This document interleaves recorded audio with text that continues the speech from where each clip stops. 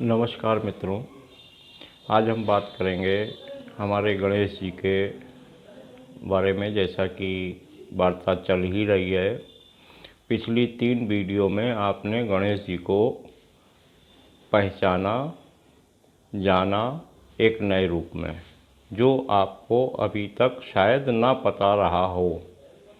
यदि आप पिछले की वीडियो नहीं देखी हैं तो कृपया करके इससे पहले वाली तीनों वीडियो ध्यान से देख लें, ताकि आपको गणेश जी के बारे में पता लग जाए कि गणेश जी आखिर किस चेतना के देवता हैं।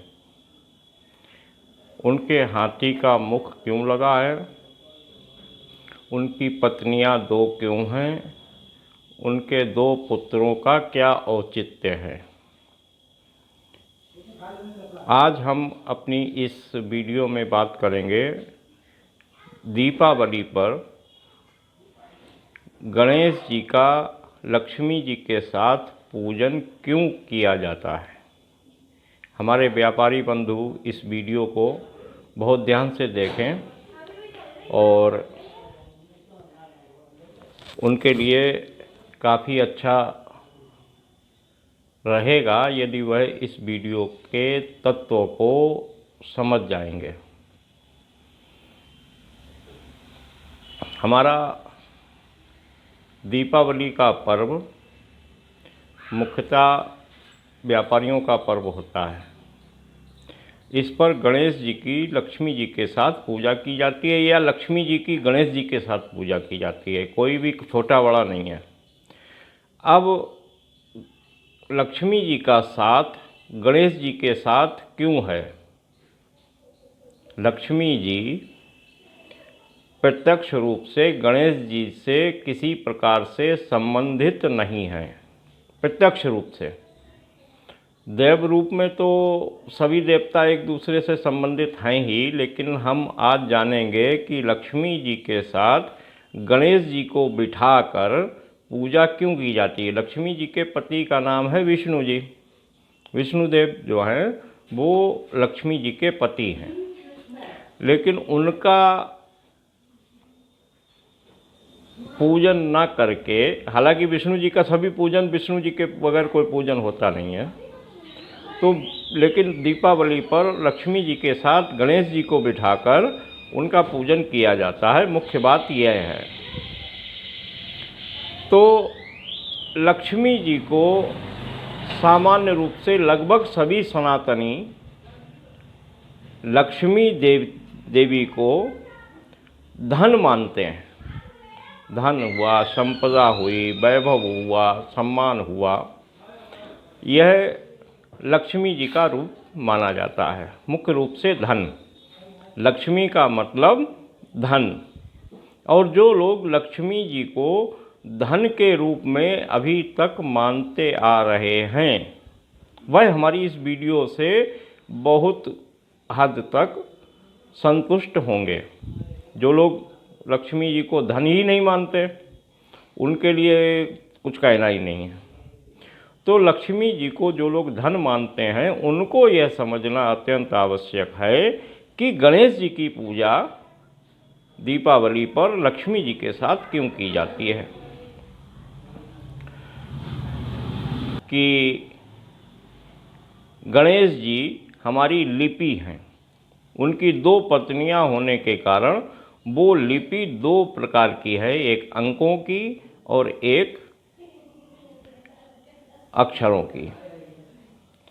अब धन के साथ यदि अंक ना हो या अक्षर ना हो तो वह धन किस काम का? क्या धन की गणना ना होने पर धन का महत्व कुछ रहता है? लक्ष्मी जी का महत्व तभी है जब उसकी गणना की जा सके, जब उनका आंकलन किया जा सके। महत्व किसी भी चीज़ का हो, जब तक उसकी मात्रा का आंकलन नहीं किया जा सकता, तब तक वह महत्वहीन ही बनी होती है। उसका महत्व जो है वो मात्रा पर ही निर्भर होता है। तो लक्ष्मी जी धन है और गणेश जी अंक और अक्षर हैं। अब लक्ष्मी जी को यदि अंक और अक्षरों से अलग कर दिया जाए तो उनका क्या महत्व रह जाएगा, यह आप स्वयं सोच सकते हैं। यहाँ तक कि वर्तमान समय में जो धन के रूप में हमारे नोट हैं, हमारी मुद्रा है या किसी भी देश की मुद्रा है, उस मुद्रा पर आखिर होता क्या है? जिसे हम मुद्रा कहते हैं, जिसे हम लक्ष्मी कहते हैं, वो लक्ष्मी बनती कैसे है? किसी भी कागज़ के टुकड़े को लक्ष्मी नहीं कहा जा सकता। किसी भी कागज़ के टुकड़े को लक्ष्मी कोई नहीं मान सकता। लेकिन जब उस कागज़ पर कुछ अक्षर और कुछ अंक लिख दिए जाते हैं और लिखने की विधि द्वारा ही जो व्यक्ति इसको निर्गमित कर रहा है, बना रहा है, वह अपने हस्ताक्षर और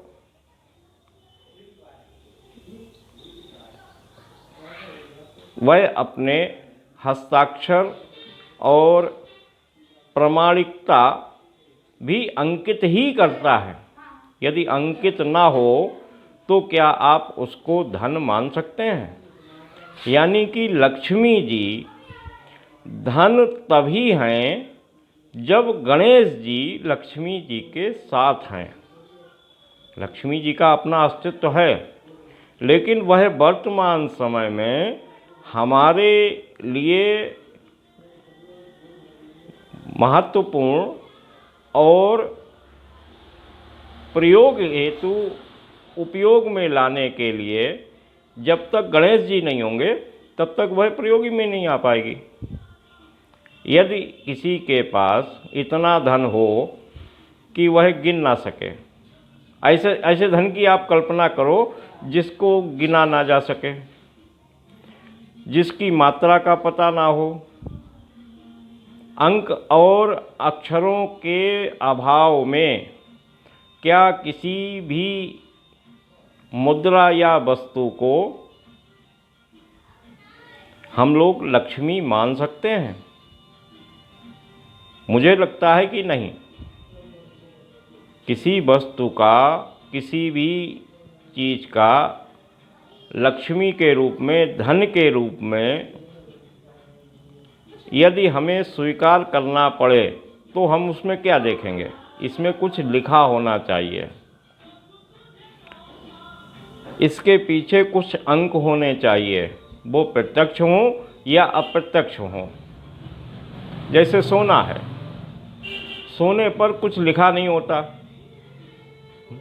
लेकिन सोने के पीछे अप्रत्यक्ष रूप से उसकी कीमत जुड़ी होती है, तब वह धन हो जाता है, तब वह लक्ष्मी हो जाता है। यदि अंक ना हो कि सोना क्या भाव है, अगर भाव गिनतियों में ना हो तो आप क्या उसको लक्ष्मी मानेंगे? क्या उसको संपन्नता का प्रतिरूप मानेंगे? बिल्कुल नहीं। तो लक्ष्मी जी का रूप तभी हमारे लिए महत्वपूर्ण और पूजनीय होता है जब गणेश जी लक्ष्मी जी के साथ विराजमान हो जाते हैं। अब दीपावली पर हमारे प्राचीन ऋषियों को सब कुछ पता था। उनको पता था कि कुछ समय तक लोग गणेश जी को नहीं पहचानेंगे, तो उन्होंने पूजा में गणेश जी की, जो दीपावली पर गणेश और लक्ष्मी की पूजा होती है, उसमें यदि आपने ध्यान से देखा हो, लगभग सभी ने देखा ही होगा कि एक वर्ग बनता है जिसमें 9 खाने होते हैं। 9 खानों का एक वर्ग होता है जिसमें 1 से लेकर 9 तक की गिनतियाँ इस तरह से भरी जाती हैं कि उनका ऊपर से नीचे या नीचे से ऊपर या आड़ा तिरछा किसी भी तरीके से 3 खानों का योग करने पर योगफल 15 आता है। ये इस तरीके से भरा जाता है। और उसके ऊपर पहले लिखा जाता है श्री गणेशाय नमः, श्री लक्ष्म्याय नमः, और फिर उस चौखाने रूपी मंत्र को, उसको मंत्र ही कहना चाहिए, वो गणेश मंत्र है, जो अंकों के 9 खानों का एक चित्र वगैरह बनाया जाता है दीपावली पर, वह गणेश मंत्र होता है, जिसमें 1 से 9 तक की गिनतियाँ लिखी होती हैं। उसकी हम लोग पूजा करते हैं। बीच में 5 का अंक होता है, उसकी हम लोग पूजा करते हैं। और उसके ऊपर अक्षरों में लिखा होता है श्री कुबेराय नमः, श्री लक्ष्म्याय नमः, श्री गणेशाय नमः, इत्यादि इत्यादि। तो मूर्तियों के साथ, मूर्तियां तो हैं, गणेश जी की मूर्ति का कोई भी विकल्प हो ही नहीं सकता। गणेश जी की मूर्ति बिल्कुल सही है, मैं किसी भी चीज़ का विरोध नहीं करता। मैं केवल अपने जो मुझे प्राप्त हुआ है वह आपको पहुंचाने का प्रयत्न करता हूं, बस। आप स्वीकार करें अथवा ना करें, क्योंकि अभी स्वीकार करना इतना आसान भी नहीं है कि आप हमारी बात को YouTube पर सुनकर विश्वास कर लें। YouTube पर बहुत तरीके के बहुत से लोग हैं जो अलग अलग तरीके से अलग अलग बताते हैं, लेकिन ये बातें जो मैं आपको बता रहा हूँ शायद आपने ना सुनी हो। कोई चेतना जो मुझे प्राप्त हुई वो किसी और को मिल गई हो और उसने भी उसी चेतना के आधार पर YouTube पर वीडियो डाल दी हो, हमसे पहले डाल दी हो या हमसे बाद में डाले, तो एक अलग बात है। वरना ये कहीं लिखा हुआ नहीं है जो आप लोग सुन रहे हैं। और जो मैं आपको बता रहा हूँ, मैं कुछ नहीं बता रहा हूँ, मैं कुछ नहीं हूँ, मैं कोई कथाकार नहीं हूँ, मैं एक सामान्य मनुष्य हूँ। लेकिन भगवान ने शायद मुझे ये बताने के लिए ही चुना है कि जो कोई नहीं जानता, जो कहीं अभी तक लिखा नहीं गया है, वो चीज़ें मैं आपको YouTube के माध्यम से बताऊं।